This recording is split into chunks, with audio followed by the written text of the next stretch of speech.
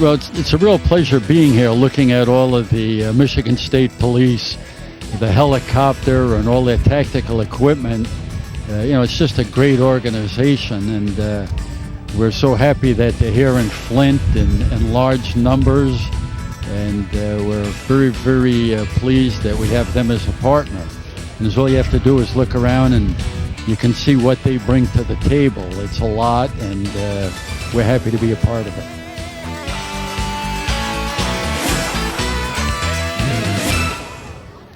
Hello, I'm Lieutenant Pat Lawrence with the Michigan State Police Aviation Unit. We're here today to support the Flint open house. We used this aircraft behind me, Trooper 1, to support law enforcement officers on the ground. We use it for search and rescue a lot, for missing elderly and missing children.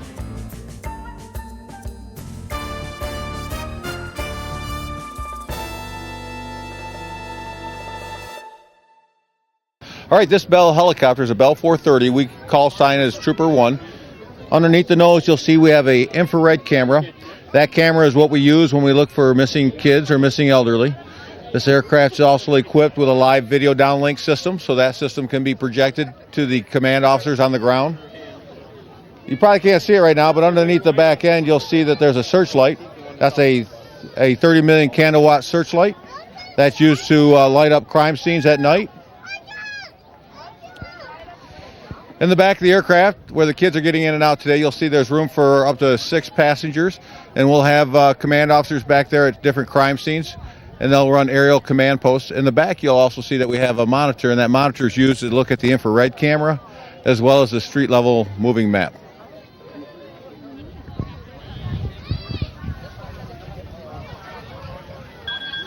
All right, we're in the cockpit of Trooper 1. It's a 2-pilot aircraft. You'll see that we have 2 autopilot systems and a electronic flight instrument display, so a glass cockpit. Currently, this mission is a single pilot mission, but oftentimes when we're out on patrol, we'll have a pilot and observer. The observer runs the infrared camera as well as the mapping system and communicates with the officers on the ground.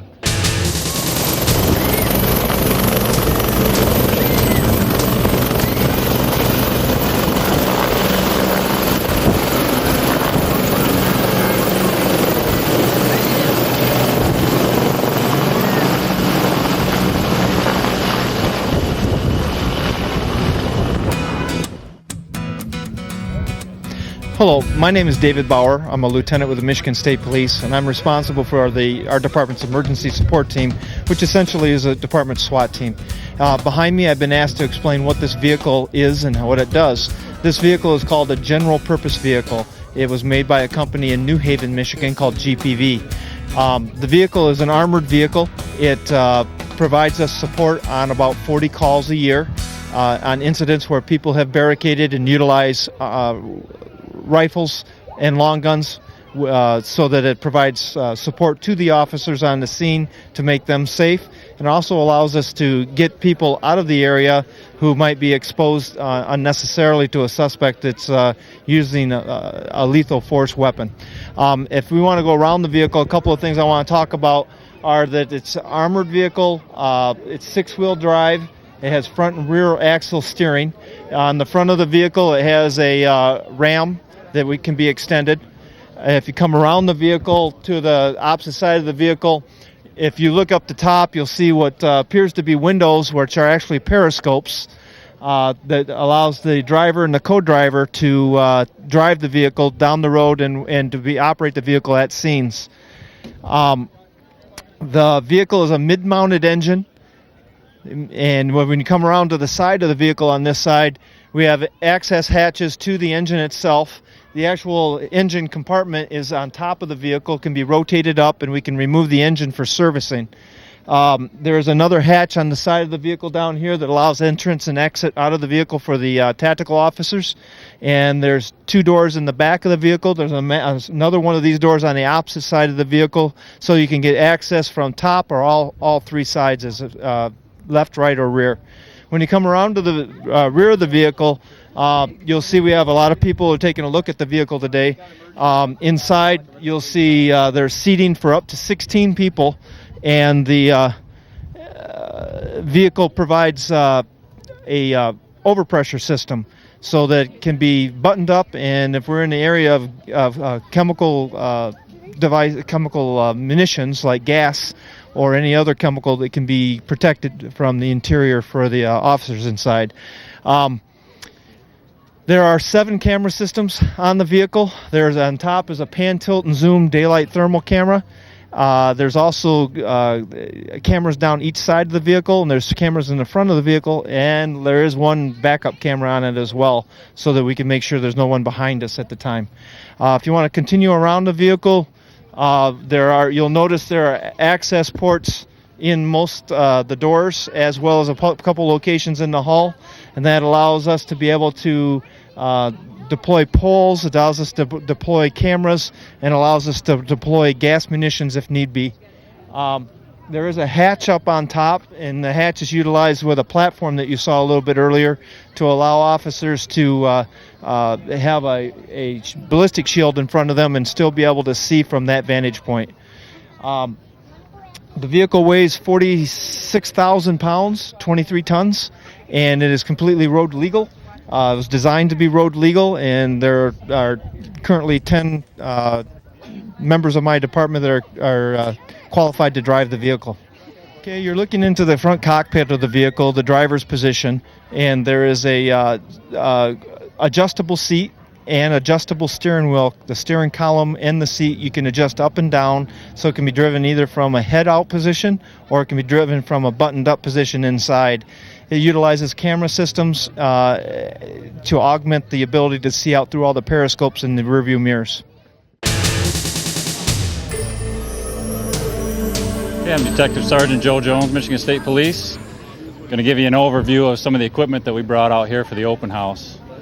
We'll start, this is a ghillie suit.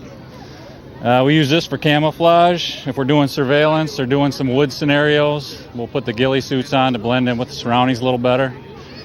These are some of our older vests. Mainly use these now for meth labs, pretty much. We traded up to the dragon skin. A little bit heavier, gives us more protection. Ballistic helmet, goggles. This is set up for night vision. A little bit lighter helmet. It's hard to wear night vision all night with a heavier helmet, so hook this up to a lighter helmet here. We have a couple different shield systems that we use. This one's a little lighter. We'll use that if we have intelligence that it's just handguns that we're going up against. If we have anything bigger, we'll use the heavier shields here, give us a little more protection, ballistic protection. This is a Recon Scout robot. We can run that up into houses or whatever we want to take a look at. Use the monitor here and see what the camera sees. And it'll climb stairs, go over clothing, so we can use that for just about anything. This right here is a sniper rifle. It's a Remington 700. They're all real, yep. No bullets in them, but they're all real. This is a shotgun. Shotgun with the foregrip light on it. This is an M16. Okay, it's got a couple different systems on it. Little laser light here. This is an M14. What kind of gun is this? And this is a Sage gun. It shoots a round that we can bust windows out with it, or we can introduce gas into houses to gas somebody out. What is it?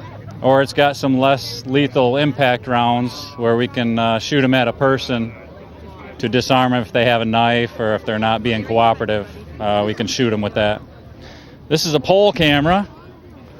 We can extend this up and look inside attics or dark spaces. It's got LED lights, infrared lights on it. Yeah, what is that? This is a grenade? Nope, this is an eyeball camera. We can grab this and throw it through someone's window. And then you look on this monitor here and you can move the camera around and see what's going on in the room that you throw it into. So you wanted to take a look at the Recon Scout robot that we have here. We'll use this if we want to take a look in someone's house. We can throw it through a window. And as you see, it'll move around. I have a little camera here where I can see what the robot sees there, the little camera in the front of it. can turn it, doesn't really get caught up in anything. So you can run it around inside if we have people that don't want to talk to us anymore, or we want to see what's going on inside a house, we'll use the Throwbot here. Basically, the ES team, we're here to help. If police agencies run into a situation that they think they need some help as far as advanced equipment or tactics or some ballistic support, they'll call us out and we'll see if we can handle the situation and hopefully come to some kind of agreement with the person to where no one's injured. We have negotiators that work with our group, and we usually do a lot of negotiating before we use any of the tactics that you see here.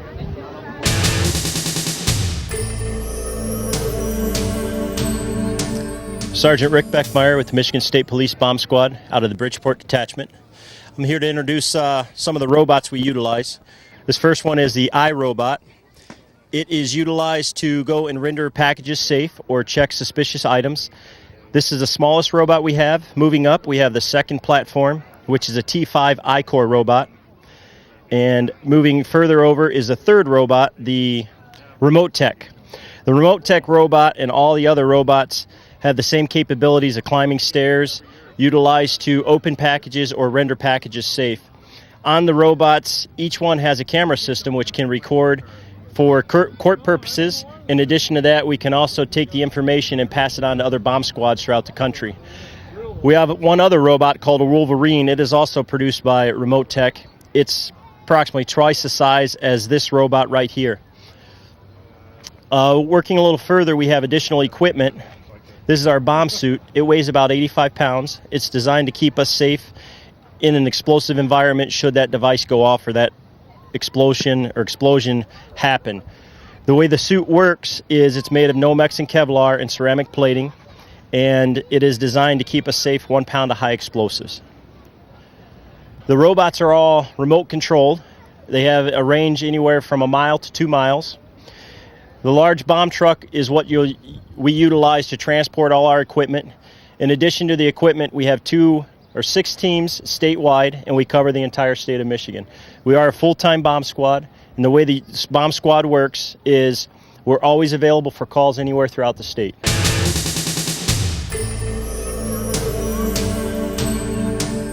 Basically, the Flint Post called the 2nd District headquarters down near Detroit about a month ago, requesting a couple of our motorcycles from our special enforcement unit come on up here for their open house and display a couple of our bikes. So what we did was we brought one of our Harley Davidsons that we use down in the Detroit area, as well as one of the BMWs that we use as well. 2 different kind of bikes, clearly just by appearance. And they're both equipped with a lot of the stuff that you'll find in a regular patrol car, full LED lighting from front to back. We also have front and back radar systems. You can see the antenna cones, one's facing off the back. We also have a forward facing. And then our display is right up near the windshield, which will indicate how fast vehicles are traveling. All of our radio systems are wired right in, just like the cars, and they connect through a wire to our helmet. So that we don't have to fumble around with your standard radio microphone like you would in a car. We simply just have a trigger that we operate with our thumb down here where we can talk to dispatch and dispatch can talk back to us. So it keeps our eyes on the road and our attention where it needs to be.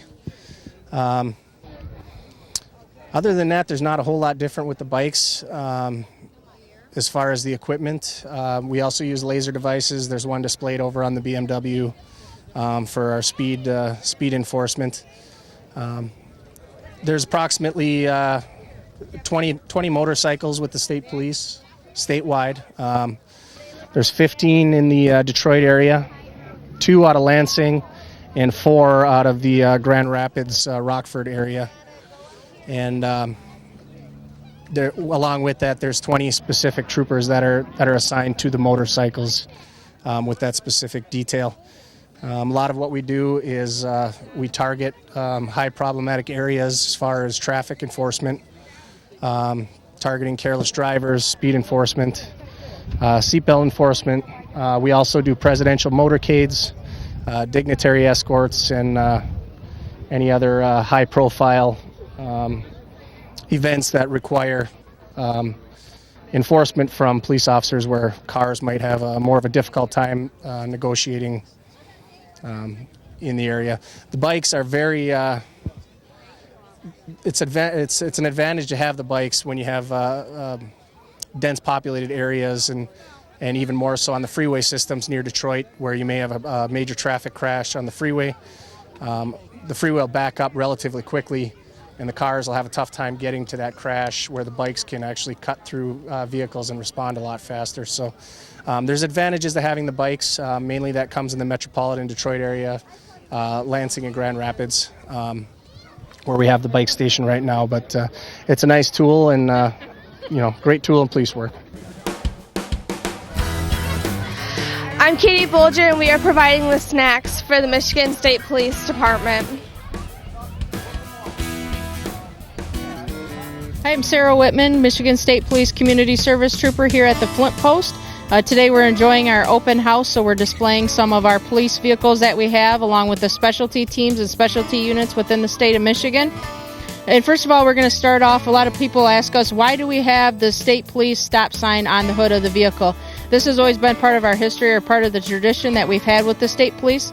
Before the overhead lights were put on the cars, or any of the lights that would flash to pull somebody over, you would see a patrol car pull up next to the offender, and the stop state police would be on. The spotlight would then turn on, so that if it was at nighttime, they would be able to see. And then that's how we would do a traffic stop on those vehicles back in the day, before there were even any lights on any of the patrol cars that we had. This is new to us this year, is the Ford Explorer police package, redesigned. It's a really nice, well-driven vehicle.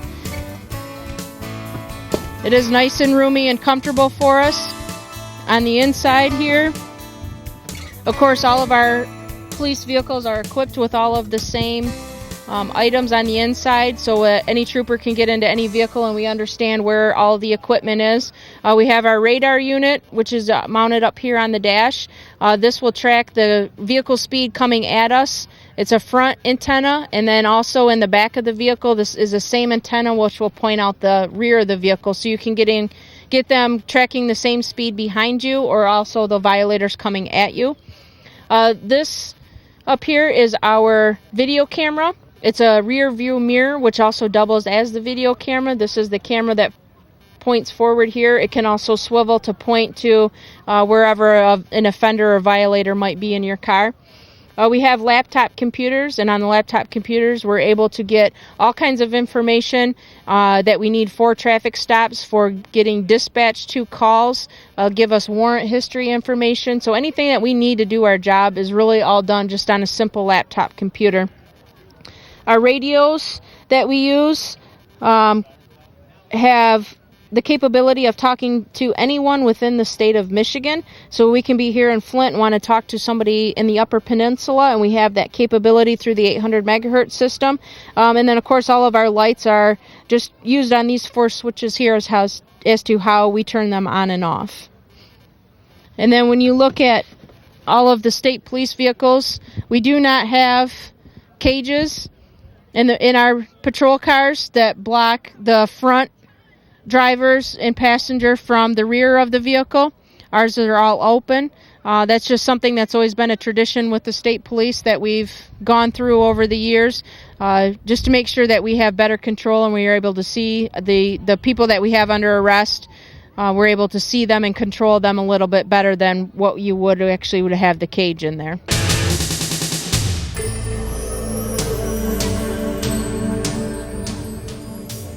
Hi, I'm Trooper Lennox with the Michigan State Police K-9 Unit, and here I have Trooper Zukent, who's also with the Michigan State Police K-9 Unit, and his partner Palin, who's been in service with our K-9 Unit for approximately 6 years.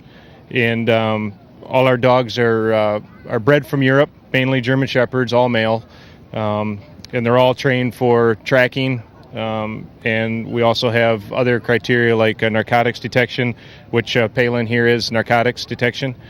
We're trained to check for human odor, area scent, ground disturbance, narcotics.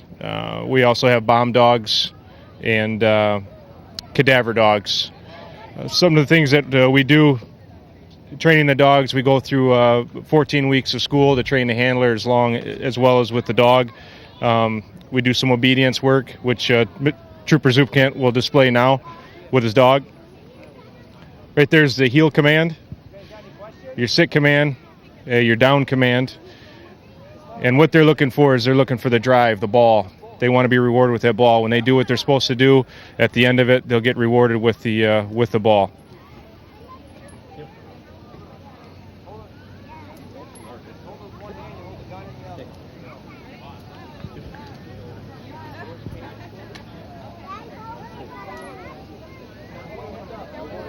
We teach them to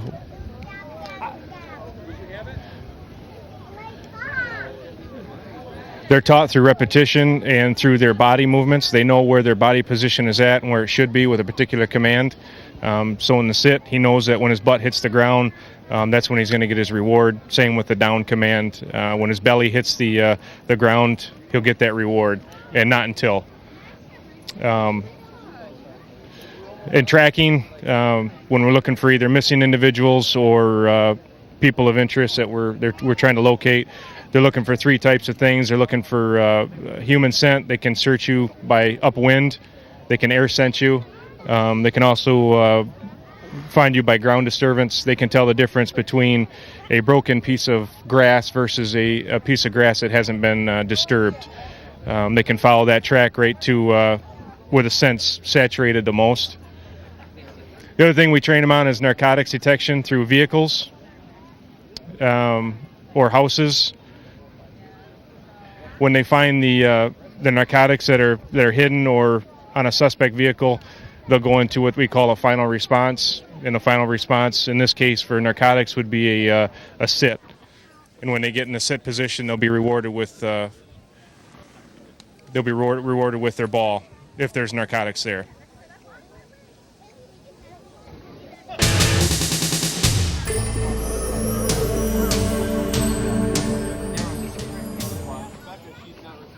Hi, my name is Lieutenant Patrick Young, assigned to the Michigan State Police Flint Post. I'm the Assistant Post Commander at the post and also am part of our Michigan State Police Forensic Artist Unit. And on display here today is just a few examples of some of the work the Forensic Artist Unit can do.